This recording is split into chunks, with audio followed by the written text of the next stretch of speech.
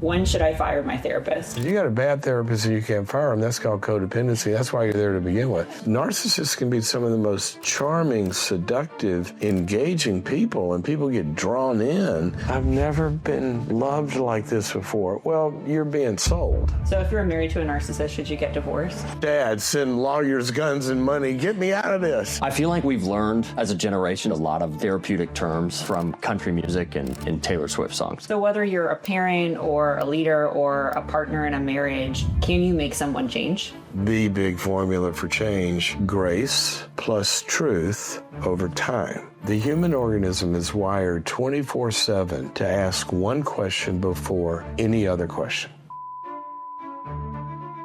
If you really have a broken trust muscle, you can't trust yourself. First thing you're going to need is a...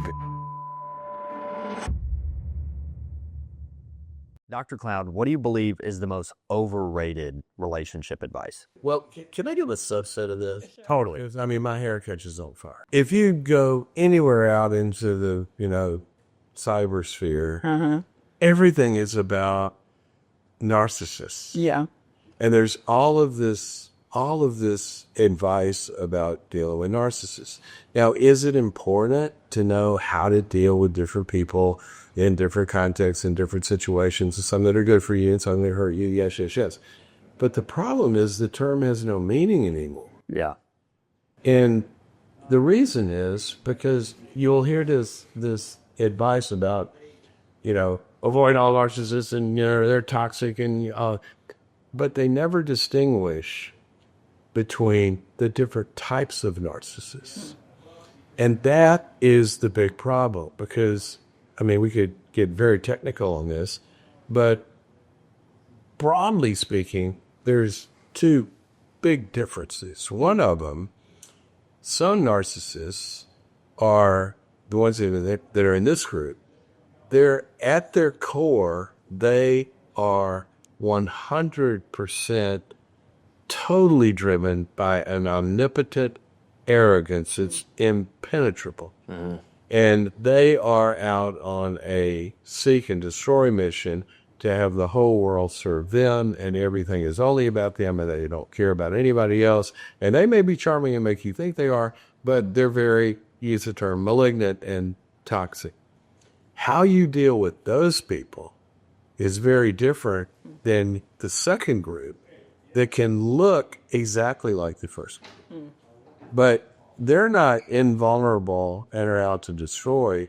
Underneath it, they're very vulnerable and actually are very accessible and actually very able to be worked with. And so you've got to know what you're dealing with. And we've thrown diagnostics out the window and just had this big term called narcissism that a lot of times could be not helpful. I feel like we've learned, as a generation, seems to have learned a lot of their therapeutic terms from country music and Taylor Swift songs. And TikTok. And we're throwing around terms like gaslighting, narcissism, imposter syndrome. Personality disorder. Yeah. My husband or wife is a borderline personality. They don't change. It's just not true. We've been treating this stuff for decades. And yes, some change and some change a little and some don't change. But that's like a lot of different stuff. And a lot of times we don't look below the kind of vernacular to figure out what are we really talking about. So how do I know if I'm a narcissist? Well, the fact that you asked the question leaves a little bit more towards you're probably not. At least said the worst. What does it say about me not asking the question? Well, let me do that. Of course, I need to talk to her about how to deal with you, but that's, So how do you know if you are? Yeah. Well, if you, the simplest way to look at narcissism is it's kind of like the world is in orbit around me, and so it said everything will revolve around you, and even your relationships are what we call self-objects. So they are love objects that exist just for the self, and you don't see people as their own separate person with needs and feelings and things that they need. And then in this relationship, there's two of us, and both of our needs are important. And when people are narcissistic, it really, in one way or another, is all about them. Yeah. And the way that they show up is predominantly going to be in a way to make themselves look ideal and above and better than me. And some of them very subtle about it. Narcissists can be some of the most charming, seductive, engaging people, and people get drawn in. They feel, oh, I've never been loved like this before. Well, you're being sold. And it's a spread. You know, this relationship's a marathon. Anybody can look good in a minute. So that's one of the best ways to know, to look at your relationships and how much of your relationships really serve the we and the other, as well as getting your own needs met. So if you're married to a narcissist, should you get divorced? No, not necessarily. But we hear that all the time. There are, again, there's different kinds of narcissists. And there are some that literally are, remember the old Warren Zevon song? Or y'all? No. You know Warren Zevon? Well, tell us about it. Yeah. But that song, Where Was the Blood? Wait, he had this song called Lawyers, Guns, and Money. And I'm not going to get the words right. It's something like, so he's calling his dad or writing a letter to his dad. It says, I went home with the waitress like I always do. How was I to know she was with the Russians too? Dad, send lawyers, guns, and money. Get me out of this. Well, if you're married to somebody dangerous, okay, you have to get to safety. You may need to go to a shelter, but I love those words, lawyers, guns, and money. Because there are some people that this is where the phrase came from. I'll only speak to you through my attorney. Right. You need a wall of protection. Guns, I don't think you ought to go shoot somebody, but you might have to call cops, right? Because some people are dangerous. And generally, it costs money to hire lawyers, so you throw that in. Some narcissists are... So you can learn therapy from a song. You can learn from the right song. The right song. The thing to remember is, if you're married to one, in some way or form, and maybe many ways or form, you are going to be very unhappy. Okay? So you got to take your unhappiness and you got to get some help, and you got to look at it, and you got to ask the question, first of all, do I need to protect myself? Because with some narcissists, you absolutely did. But there are others, and this is where you get into what kind of leverage you have, how vulnerable they are, a lot of different factors. With some of them, you can make great headway, and I've seen some pretty narcissistic people turn into empathic, loving, other-oriented people over the course of time. But it's like the light bulb. You know, how many psychologists does it take to change the light bulb? It seems like a generalization that I hear often is that, quote, the narcissist does not change. You hear that all the time? All the time, but it seems inaccurate. And it does, for me, it's not something, I have this belief that people can change in the right circumstances and environment and context. I hope so. I've been in the change path for 40 years.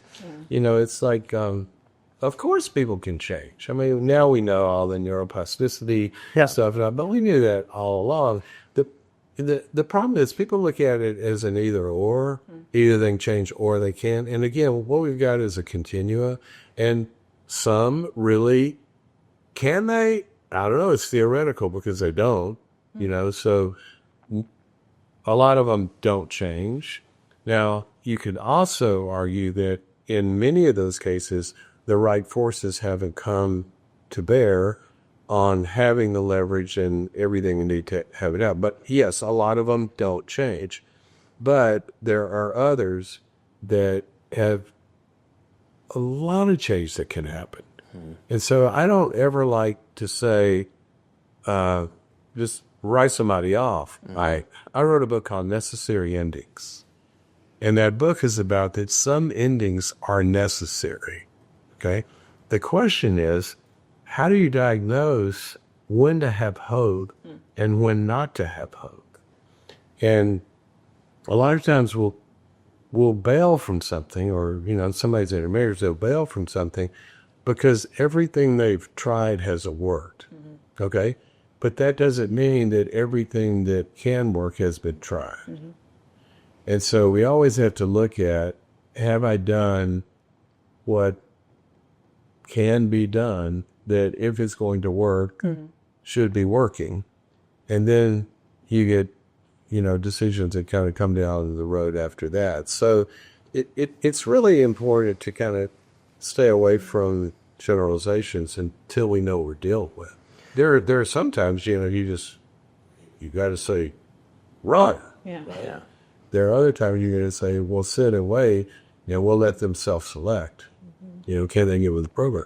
So whether you're a parent or a leader or a partner in a marriage, can you make someone change?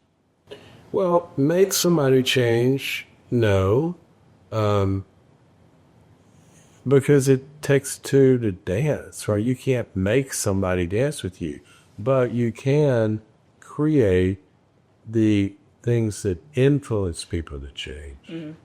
And that's where the magic begins to happen. As a leader in a company, can you make somebody perform? No, but you can certainly have a lot of conditions and a lot of factors and a lot of ingredients that you bring to the party that if they are going to perform, that would cause it to, sort of be the influence that would happen. And we can do some things that keep people influenced and to stay stuck. And so what we forget about, relationships are always, it's subject-object. Yeah. So there's always two parties in this. And can you get everybody to change? No, God has that problem, right? Everybody would be, good and loving and all that. But you can do enormous things to influence change. And the other thing that you can do is that you can make the pain of not changing greater than the pain of change, as well as become the sort of the food factor that eats it. Yeah. In coaching a bunch of people, I've noticed a trend that the conditions for change are generally a mix of clarity and pain, where if there's about 80% pain or frustrated mental state and 20% clarity on what I'm supposed to do, and those things coexist, it has the highest likelihood of somebody changing in a coaching relationship. What are the ideal conditions for most people to change? Well, for anything to change, and where, change can happen at a stoplight. Like we change directions because a car falls out in front of us. So you can get change. What we have to look at is, are we talking about change in a particular direction in a particular way that's desirable that can be sustained over time? That's real change. Yeah. Okay, it's not just change. And if you're looking at that, I'm a person of faith, and I think the big formula for change you see throughout the Bible, and it's so profound, but it's grace plus truth over time. If you break this down, a lot of people think grace is, oh yeah, I give you another chance, I forgive you. That's a manifestation of grace, but grace means favor, unmerited favor. So what that means is, that if I'm going to help somebody change, I have got to bring good things to them that they don't possess.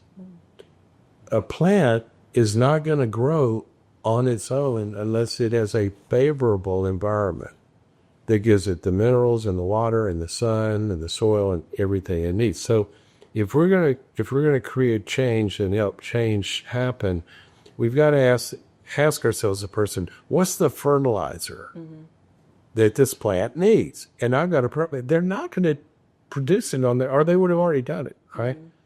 But it's not all grace. We got to have truth. And truth has a lot of different forms to it.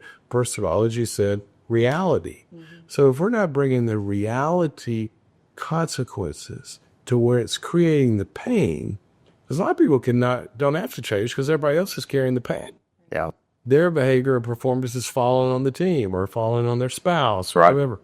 So the truth, bringing reality to force the pain, is going to make them hungry for the first answer, for the grace they need. Those have to go together. And you're not going to do it in a weekend retreat. It's going to be over time. It's going to be a process. And so that's kind of the soil. And the truth also includes, they need instruction. They need new ways of doing things, new patterns. But I'm going to sort of shift a little bit from that, because when you're talking about what creates change, we know change has got to be run on circuitry, which means they need new wiring. If they don't have a behavior or a pattern of behavior, there's no circuitry for that to run on. It's not going to happen. That's why workshops don't work. But workshops are a part of it. Because for new circuitry, we need awareness. What do I need to change? A clarity, as you put it. That'd be part of the tree. What are you trying? How do I need to be different? Well, that's a good workshop. That's a good training. That's a good video. That's a good book. It's a good coach. But I can go watch Tiger Woods on a video and know how to swing a golf swing. But if I don't, in real time, begin to have the other factors, which are second, is something called focused awareness in real time. So in the conversations, in the meetings, if somebody didn't bring it to my awareness, remember we talked about listening and not interrupting? Okay, I'm going to focus on that. I'm going to go on the range and try to take the blood back this way. And then we have to have deliberate practice of the new behavior. And all three of those undergirded by relational support. If you put that in there with the clarity moment and the pain, that's a pretty good formula. Can you talk more about why we have a trust deficit in this country? Well, first of all, the reason the deficit is felt is because life runs on trust. I wrote a book on trust, and the reason I did it was a lot of times we trust the wrong people and we get hurt. A lot of times we don't trust the people we should trust, and we hold on, or we micromanage, or we try to control. We can't let go. A lot of times trust gets broken, and we don't know how to repair it. But there is a science to trust. See, most of the time we run through life and, the light goes up green, I trust you, or I'm not sure, or red. But there are factors that drive that. And so if you look at all of them, there's about 5 things that are really important to drive trust to be workable and sustained. And if one or more of those is missing, then trust is going to diminish. And it's a big deal because we can't do life without trust. Yeah. I'll sit on an airplane. The guy says, I was working on the book. He said, "What are you doing?" I said, I'm researching trust. He goes, I don't trust anybody. I said, "Really?" He goes, "Absolutely not. You can't trust people. I learned a long time ago, I only trust myself." I'm like, "Well, I'm a psychologist and you're crazy. You absolutely do trust." He goes, "I do not." You trust the pilots. Look out the window. You're at 40,000 feet. Did you get yourself here? Don't tell me you don't trust. We can't scale anything. We can't make anything in life. You can't eat. I mean, how do you know it doesn't have E. coli? Because you trusted somebody to inspect it that you haven't even met. The problem is that we're not often good at trust in discerning when to withhold it, when to give it, how to earn it, and how to fix it. Well, that's broken. And, for leadership and life, working on your trust muscle and having competency and ability there is one of the most important things. What does it look like for someone who it's not that they don't trust the other person, they actually don't trust themselves. Maybe they've made bad relationship decisions. Maybe they've made bad hires. Maybe they've made bad decisions. And so they actually don't trust themselves. How do you help them restore that trust in themselves again?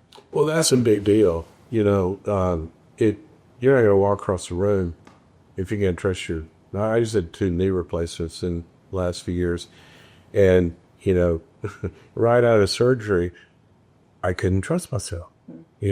I step on that, and so what happens? Your life is very small. And how did I get to where now I'm up and running and walking and playing golf again?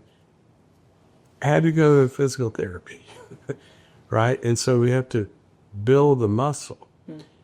The first thing, talking about learning to trust yourself, the very first thing you need, the human organism is wired 24/7 to ask one question before any other question. Am I safe? Like you've been breathing for the last minute. You had thought about it. Why? Because the algorithm's been running and it's told you the air is safe to breathe. So you walk across the room, you breathe. But if you smell the fume, the algorithm would say, hit pause. Well, we can't repair a trust muscle in a fumey environment. Okay? So the first thing, if you really have a broken trust muscle, you can't trust yourself. First thing you're going to need is a very safe place. Because to trust yourself is going to mean that you got to take little steps in doing stuff and trusting yourself to pull it off. Now that safe environment has also got to me that failing is going to be okay. I can't learn to trust myself if it's required that I do it perfectly. But we've got to make the failure not life-threatening. So a toddler can't trust themselves to walk across the room, but what do? Well, we find a safe place for them to learn. And then it requires some structure, and it requires some feedback. And, one of my favorite Bible verses is in the book of Hebrews. It says that solid food, meaning relationships, marriage, work, careers, solid food is for the mature who, through practice, have had their senses trained to discern good from evil. And a lot of people who don't trust themselves, they've been gaslighted out of their senses. Oh, that doesn't hurt, and so go to things that hurt. Yeah. They know it hurts, but their mind tells them, oh, I should do this anyway. And they say yes, things they should say no to. Or senses to be able to self-regulate, or senses to know when am I exceeding my capabilities, when do I need to push myself. All of those go into the growth path.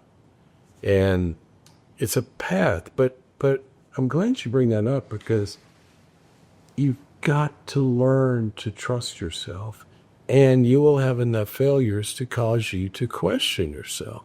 So we need to have a remedy for that. Explain the relationship between vulnerability and trust.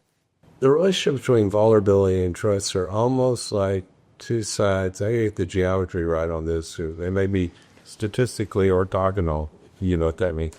Sides of the same coin. Why would we need to trust if we didn't have a need? And if I have a need, that means I'm without. And if I'm without, I'm vulnerable. Okay? And when we trust somebody, what we're actually always doing, always, is we are putting ourselves at risk. And so the risk means I'm vulnerable. Right, here's the intrapsychic thing that loads on vulnerability. Some people try to trust without truly being vulnerable. So if I can't make myself able to be hurt, I'm really not trusting. And if I'm not trusting, I'm not going very far. A marriage that doesn't have trust is not going to go where a marriage can go. And so even though you're in the relationship, if the vulnerability is not there, then for sure the other person feels alone. And you are alone and are probably having symptoms of your detachment, even if you're not aware of it. In all your experience, what one childhood wound contributes most to success as an adult? What wound leads most to success? Here's what's multifactorial about that question.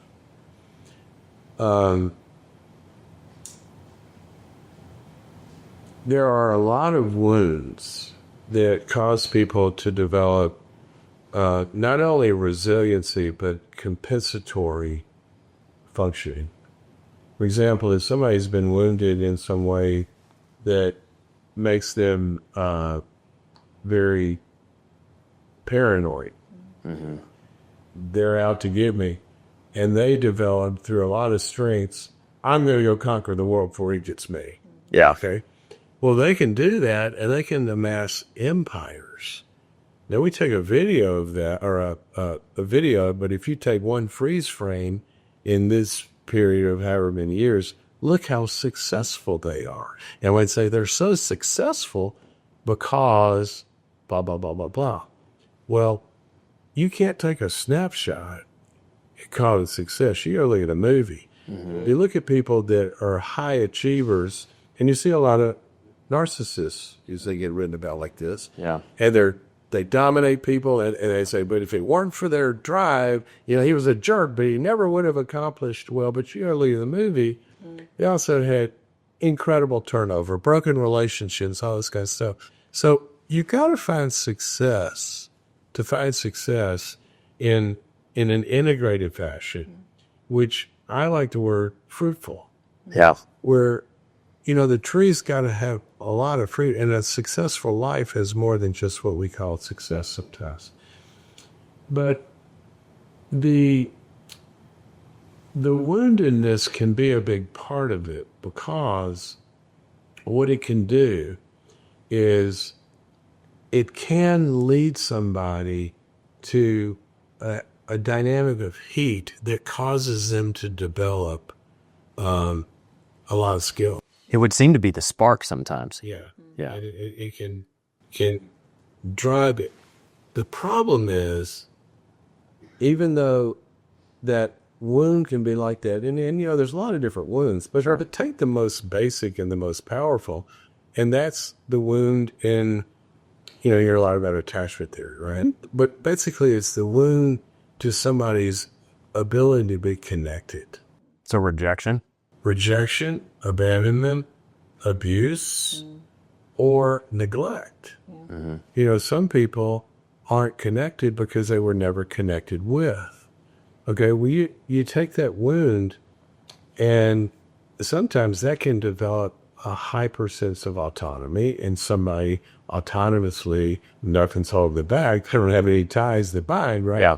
And so they are just, sailing, but it's going to be riddled with other collateral damage. So what can cause real success? The resiliency and the wounded healer. So we have some of the greatest people that make great leaders in building community and all of that, because they know what it's like to be alone. Yeah. So that's a big wound that can create enormous success. You got abused people that abuse people, and you got abused people that become healers of abused people. And so the connection piece is a big one. Another one is people that have been subject to oppression or controlled, or, had their sense of human freedom and choice and agency taken away. That wound can drive them to set people free. Yeah. Some of the greatest reformers that we've ever seen have come from oppression. Yeah. And that wound makes them hyper aware of the need for people to not be wounded, and they give their lives to it. There seems to be this pattern that if you were robbed of something in childhood, in your most unhealthy state, you seek it to an extreme as an adult. But in your healthy state, you seek to give it away. Well, unhealthy, so you seek it as an adult, or hope deferred makes the heart sick. That because you were unable or didn't have it or whatever, you go powerless, victim, hopeless. And you can have either direction. Yeah. But what you're talking about just a moment ago is that if they didn't have it, they love to give it away. And help. Perhaps in a healthy state. Some do. Yeah. Now that depends on one of the most important human factors, and that is envy versus gratitude. There are some people that live life out of a motivation of envy. Envy defines the good as that which I don't have. So envious people see your life or your possessions or your, position or whatever, and they envy that and idealize it, and they go out, like you're saying, and they want to amass more and more and more. The problem is envy defines the good as that which I don't have. So as soon as I get it, that's how I know. Yeah. And so it doesn't do anything for me because it's internally spoiling all the time. Versus the kind of person that didn't have it and they have a grateful heart. When they get it, they don't spoil it inside. They value it and appreciate it, but it's not self-centered. It's in an object relationship of they realize that was given. There were a lot of things that they received by God or people or circumstances, and however they see it, and they say, I'm the luckiest person in the world. And they're grateful, and it's the grateful people they give to others. Gratitude is a driving force of life. Envy is the most destructive force of life. If you believe the Bible, Lucifer fell because of envy. I will be like the most, see, being the most beautiful created being wasn't enough. He had to be like God. It would seem that there's two buckets. Let's call this bucket envy or even bitterness. It seems that in a leader, envy or bitterness would produce blind spots in a leader. Hence, short-term pops of perceived success, but on the long term, the whole movie, a bunch of collateral damage. And then bucket number two would be that gratitude produces more long-term success and less collateral damage. The envy and bitterness together because, part of envy a lot of times is a sense of entitlement. And so if somebody feels like I'm entitled to the world serving me and everybody giving to me because I exist, well, the world's not going to do that perfectly. And so now, since I'm entitled to it and you didn't do it, then I feel like, you're like treating me badly. And that's where the bitterness comes in, as opposed to the grateful person, appreciates anything that comes their way. And the entitlement is one of the worst characterological personality traits that anybody can ever have. Because if you're entitled, you're always offended. I love the phrase, we say, don't take offense. I love that phrase because people actually have to take something as offensive. And you see some people that, they walk into a store and they're not greeted like they want to be, and they take offense with that. The store's got a lot of great stuff to offer that maybe if they can get over it, they could go find some good things there. But being offended is rampant in our society. Everybody's offended by everything and they feel entitled to all of this. Now, there are basic human things that we should respect one another, love one another, take care of all this kind of stuff. But to demand it and feel like people owe us, that's dangerous territory because we're defining the way in which somebody ought to give to us, which violates their human freedom to not want to give that to us or whatever, as long as they're not treating us badly.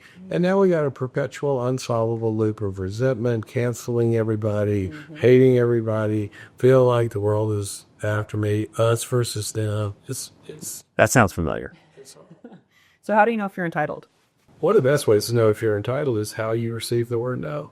Because if I want something from you, and you decide, no, I don't want to give that to you, and I'm resentful, then by definition, I'm saying, you have violated my control of you. See, that's a basic violation of human freedom. And I will never experience love if I'm entitled. If you have to give it to me, you're my slave. As opposed to a relationship where you give it to me out of your own free will, and I'm going, oh my gosh, I'm so grateful because you didn't have to do that. But when we put entitlement into a relationship, you have to love me like I want. You have to do it like I want. You have to say it this way. You have on and on and on. And the entitlement thing is a big, big problem. Big problem. Yeah. It's an expensive problem too, because so many people are walking around, especially inside of companies, saying, I'm entitled to a raise, influence, exposure, access. And this creates tension. And a lot of people have entitled kids. Yeah. And they don't have the boundaries to say no. And to teach their kids, we want to teach our kids to have boundaries and say no, right? But just as important is teaching them to be able to hear no and run into a limit. We used to have a saying. We have two girls. They're 20s now, but when they were little, you had a saying: you get what you get, and you don't get upset. I want 2 pieces of cake. I want hers. No, you get what you get, and you don't get upset. And I go play. Yeah. I think it was it Camus or Kafka or one of those existentialists said, I went out into the evening sky and looked up above, and I said to the universe, I exist. To which the universe replied, and that evokes no sense of responsibility in me. And people that feel like I'm owed something, Right. and a hard time developing gratitude. So I want to talk about your experience working with clients. What's been your most fulfilling day at work working with an individual? Well, it's kind of like Groundhog Day in a way, in that it is a day I get to experience over many, many years that is just it's just the best moment. Yeah. It is when you see somebody break through and they gain freedom in some way. In other words, whatever was wounding them, they were shackled by or constrained by or whatever it is that moment when the sun's coming up, but there's this moment where, it's daytime. And I like to think of, let's move from surviving to thriving. And there's this kind of, when the seesaw tips and you can see that happening, that's a good day. It's a great day. See people do that. It's the best gift in the world to give someone the ability. I said it's the best gift in the world to be able to give someone the ability to change. Because so many times people don't have the space to change. And that's why having the clients that you get to work with is probably so fulfilling. So what does that look like for someone who's working with a therapist? When should I fire my therapist? When do I know it's not working? There is a firing that should take place in good scenarios, which means that there are certain context situations and issues where somebody gets with a therapist and they're very, very helpful up to a point. And you've gone as far as you can go with what that therapist brings to the party. And so sometimes, it's like to everything there's a season, Ecclesiastes says.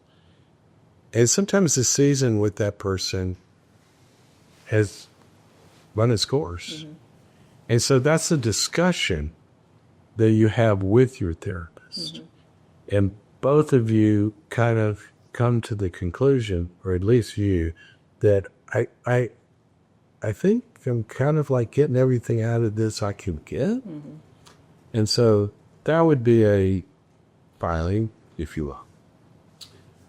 Now we move down from the ideal scenario to where you're not getting what you did. Now that you don't immediately fire them. I mean, that's what narcissists do all the time. They love their therapist until they get confronted, and then they fire them and move on to another, like they're doing all the So if we're too quick to fire your therapist, you might be a narcissist. Maybe. Yeah. Or you may be getting to something. See, we have this process,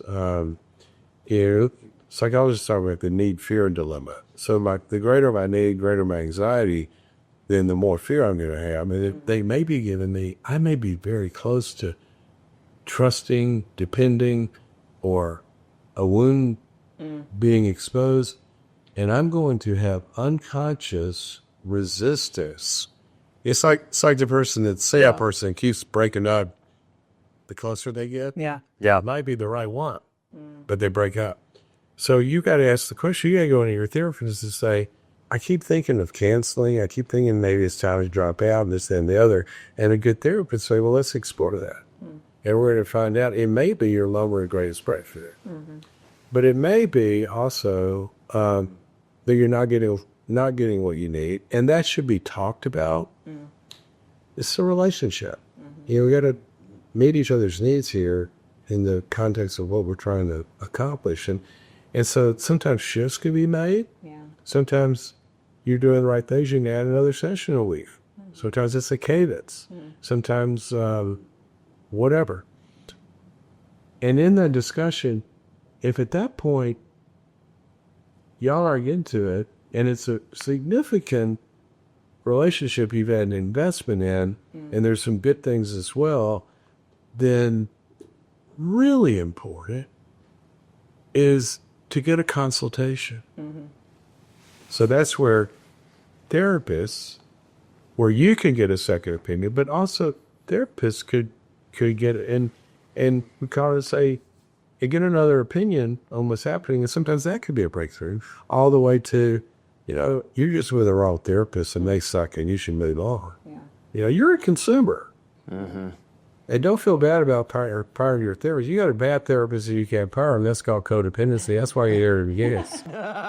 They made me a gross to fire your therapist. Yes.